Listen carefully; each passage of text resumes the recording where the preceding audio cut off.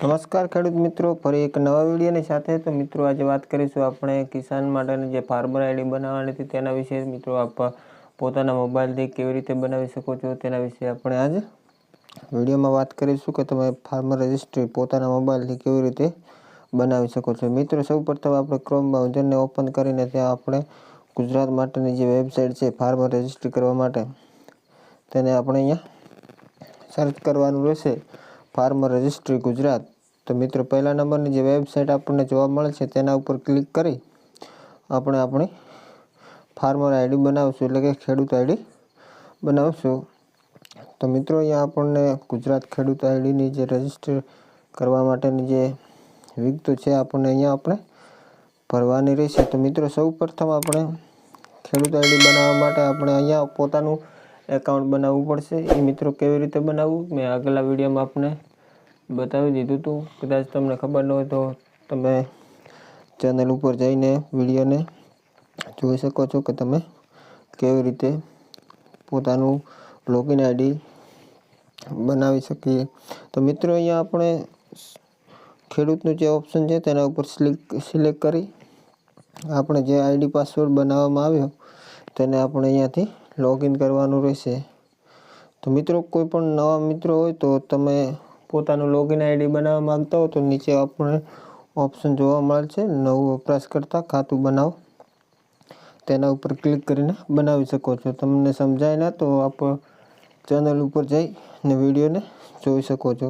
તો મિત્રો ચેનલ પર પહેલી વખત આવ્યો તો ચેનલને સબસ્ક્રાઈબ કરી વિડીયોને એક લાઈક કરી દેજો, જેથી કરીને આવનારા વિડીયો તમને સૌથી પહેલાં જોવા મળે. તો મિત્રો અહીંયા આપણે પોતાનું આઈડી અને પાસવર્ડને આપણે અહીંયાથી સેટ કરવાનું રહેશે.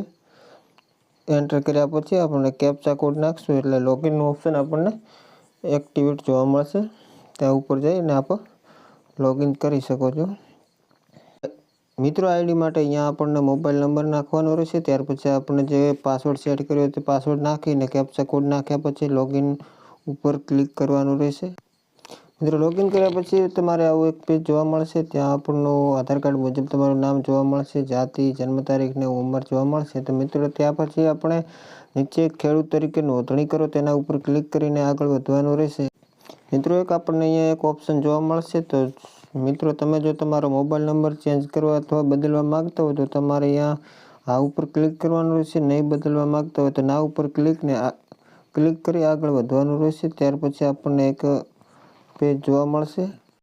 તો નો ઉપર ક્લિક કર્યા પછી આપણે નીચે સ્ક્રોલ કરીશું, ત્યાં આપણને ખેડૂતની વિગતો જોવા મળશે. અંગ્રેજીમાં આધાર કાર્ડમાં જે નામ હશે તેવી રીતે અહીંયા જોવા મળશે. સ્થાનિક ભાષા એટલે કે ગુજરાતી ભાષામાં તમારું અહીંયા નામ જોવા મળશે. ત્યાર પછી આપણને અહીંયા જાતિને સિલેક્ટ કરવાનું રહેશે. ત્યાં તમે જે જાતિમાં આવતો હોય તેને ત્યાં સિલેક્ટ કરી નીચે જે ઓળખનો પ્રકાર બતાવે છે ત્યાં પોતાનું સેલ્ફ રજિસ્ટ્રેશન એટલે હોય તો તમે ત્યાં એસો કરી ને અંગ્રેજીમાં તમારે અહીંયા પોતાના પિતાનું નામ લખવાનું રહેશે. ત્યાર પછી સ્થાનિક પિતાનું નામ ઇંગ્લિશમાં લખવાનું રહેશે. ત્યાર પછી સ્થાનિક ભાષા એટલે કે ગુજરાતી ભાષામાં અહીંયા તમારે નામ લખવાનું રહેશે. તો મિત્રો થોડા નીચે સ્ક્રોલ કરીશું એટલે આપણને અલગ વિગતો જોવા મળશે. મિત્રો નીચે સ્ક્રોલ કરશો એટલે તમને એક આવું પેજ જોવા મળશે ખેડૂત વિગતો કરીને. તેમાં આપણે કશું જ કંઈ કરવાનું નથી. તેમાં આપણે કોઈ પણ જાતનું કોઈ છેડછાડ કરવાની નથી. મિત્રો કોઈ પણ ખેડૂત વિકલાંગ કે અપંગ હોય તે મિત્રો નીચે જે ઓપ્શન બતાવવામાં આવે છે ખેડૂત વિકલાંગતાને ઉમેરો, ત્યાં આપણે તેના ડિટેલ નાખવાની રહેશે. ત્યાર પછી આપણે આ પેજને કશું કરવાનું રહેશે નહીં. ત્યાર પછી મિત્રો નીચે સ્ક્રોલ કરીશું એટલે આપણું રહેઠાણની વિગતો એટલે પોતાનું એડ્રેસ બતાવવામાં આવશે. તો મિત્રો તમારે અહીંયા એડ્રેસને ચેન્જ કરવું હોય તો નીચે નવીનતમ રહેઠાણ વિગતો દાખલ કરો, ત્યાં ઉપર ટીક લગાવીને તમે અહીંયાથી એડ્રેસ ચેન્જ કરી શકો છો, બદલી શકો છો. તો મિત્રો થોડા નીચે સ્ક્રોલ કરીશું એટલે આપણને એક અલગ પેજ જોવા મળશે. મિત્રો અહીંયા જમીનની માલિકીની વિગતો. મિત્રો અહીંયા ખેડૂતનો પ્રકાર આપણે ઓનરમાં સિલેક્ટ કરવાનો રહેશે ને વ્યવસાયિક વિગતો માટે ખેડૂતને જમીન માલિક બંનેમાં ટીક લગાવવાનું રહેશે. ત્યાર પછી જમીનની વિગતો મેળવો તેના ઉપર ક્લિક કરીને આગળ વધવાનું રહેશે. મિત્રો જમીનની વિગતો માટે અહીંયા આપણે ક્લિક કરશું એટલે આપણને અહીંયા તમારો જિલ્લો સિલેક્ટ કરવાનો રહેશે. પેટા જિલ્લો એટલે કે તાલુકો સિલેક્ટ કરવાનો રહેશે. ત્યાર પછી ગામને સિલેક્ટ કરીને તમારો સર્વે નંબર એડ કરીને તમારે અહીંયા સબમિટ ઉપર ક્લિક કરવાનું રહેશે મિત્રો. પૈકીમાં સર્વે નંબર લાગતો તો સાઈડમાં આપેલા બોક્સમાં આપણે એન્ટર કરવાનું રહેશે. ત્યાર પછી સબમિટ ઉપર ક્લિક કરશો એટલે થોડું આગળ એક પેજ નવું જોવા મળશે.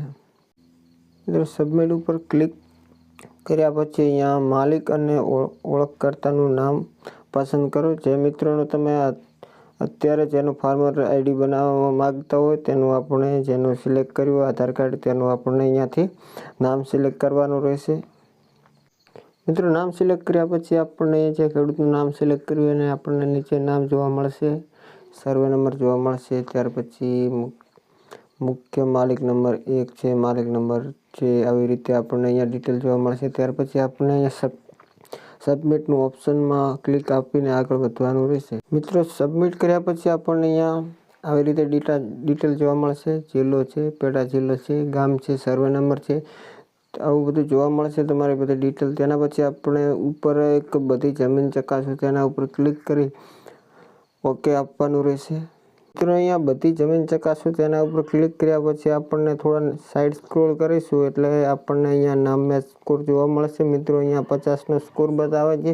તો મિત્રો આ સ્કોર આપણને જે જમીન સાથે અને આધાર કાર્ડ સાથે આપણને જે નામ મેચ થતા હોય છે તેના કારણે અહીંયા નામ મેચ સ્કોર બતાવવામાં આવે છે. મિત્રો અમુક ખેડૂતોને અહીંયા ઓછો પણ જોવા મળશે કારણ કે નામમાં ફરક હોવાથી આપણને અહીંયા નામ મેચ સ્કોર ઓછો જોવા મળશે. ને મિત્રો મેચ થશે તો આપણને અહીંયા ગ્રીન કલરમાં આપણો મેચ સ્કોર બતાવશે. તો મિત્રો નીચે થોડા સ્ક્રોલ કરીશું એટલે અહીંયા આપણું સામાજિક રજિસ્ટ્રી વિગતો જોવા મળશે. મિત્રો અહીંયા આપણને કોઈ પણ વસ્તુને કોઈ છેડછાડ કરવાની રહેશે નહીં કારણ કે અહીંયા આપણને કોઈ ફોર્મમાં ભરવાનું રહેશે નહીં. તેના પછી આપણે આવશે વિભાગની મંજૂરી. મિત્રો અહીંયા વિભાગની મંજૂરી માટે 2 ઓપ્શન જોવા મળે છે, ખેતીની આવક. તો મિત્રો અહીંયા આવક સિલેક્ટ રહેશે તેને આપણે સિલેક્ટ રહેવા દઈશું. પછી નીચે આપણને જોવા મળે છે ખેડૂત સંમતિ, તેના ઉપર આપણે ક્લિક કરવાનું રહેશે. કેસ વિનંતીનો ઉપયોગ કરો તેના ઉપર ક્લિક કરીને આપણને સાચવવાનું જે ઓપ્શન છે તેના ઉપર ક્લિક કરવાનું રહેશે.